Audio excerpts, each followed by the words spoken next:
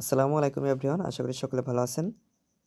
14 November 2025-এর সাথে চাকরির খবর পত্রিকাটি প্রকাশিত হয়েছে। এই পত্রিকায় প্রকাশিত সকল জনপ্রিয় চাকরির নোটিশগুলো নিয়ে আজকের ভিডিওতে আলোচনা করব।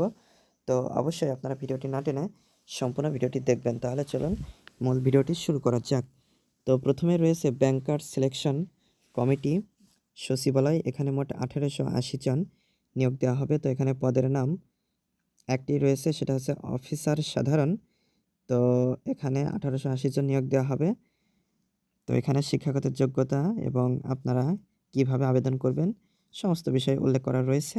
বিস্তারিত আপনারা পেয়ে যাচ্ছেন তৃতীয় পৃষ্ঠায়। তো একটু পরে আমি আপনাদেরকে তৃতীয় পৃষ্ঠা এবং দ্বিতীয় পৃষ্ঠা যে নোটিশগুলো বিস্তারিত রয়েছে সে পৃষ্ঠাগুলো আপনাদেরকে দেখিয়ে দেব।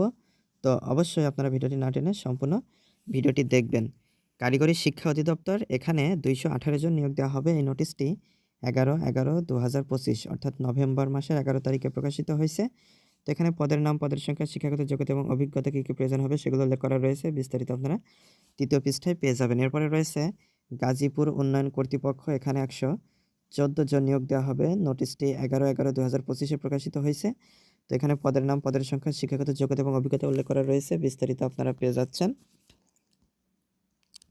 লাস্টের পেজে। এরপরে রয়েছে প্রাথমিক শিক্ষা অধিদপ্তর। তো প্রথম ধাপে 6টি জেলার জন্য প্রকাশিত হয়েছিল প্রায় 11,000 পদের জন্য, এবং এটা হচ্ছে দ্বিতীয় ধাপের, যেখানে 2টা জেলা রয়েছে। মোট 4,166 জন এখানে নিয়োগ দেওয়া হবে।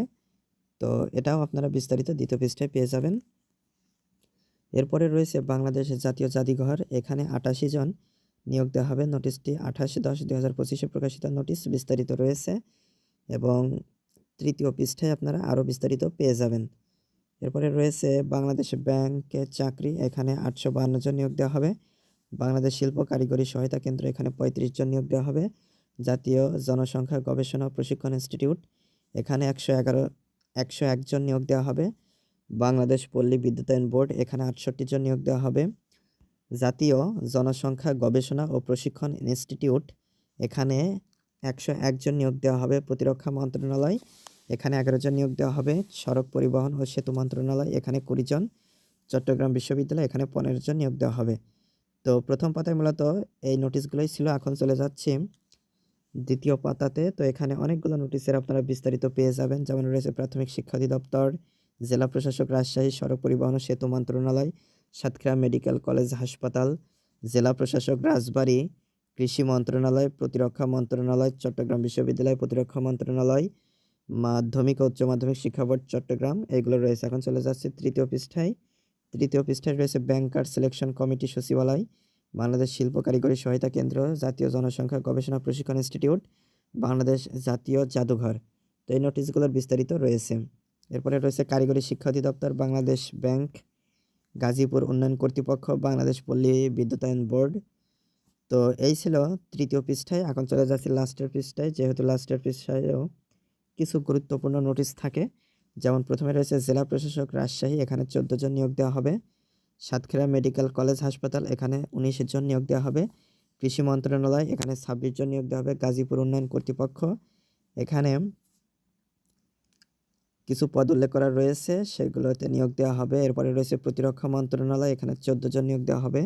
জেলা প্রশাসক রাজবাড়ী, এখানে 29 জন নিয়োগ দেওয়া হবে। মাধ্যমিক উচ্চ মাধ্যমিক শিক্ষা বোর্ড চট্টগ্রাম, এখানে 4 জন। বাংলাদেশ জাতীয় জাদুঘর, স্থায়ী সরকার পল্লী উন্নয়ন ও সমবায় মন্ত্রণালয়, এখানে 6 জন। চট্টগ্রাম বিশ্ববিদ্যালয় 4 জন।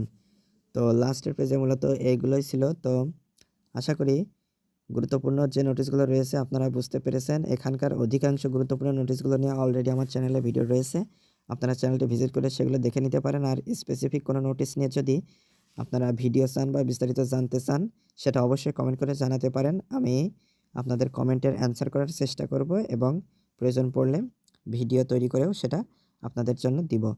তো অবশ্যই আপনারা কমেন্ট করবেন এবং চ্যানেলটি সাবস্ক্রাইব করে আমাদের সাথেই থাকবেন। তো আজকে এ পর্যন্তই, পরবর্তী ভিডিওতে কথা হবে। ধন্যবাদ সবাইকে।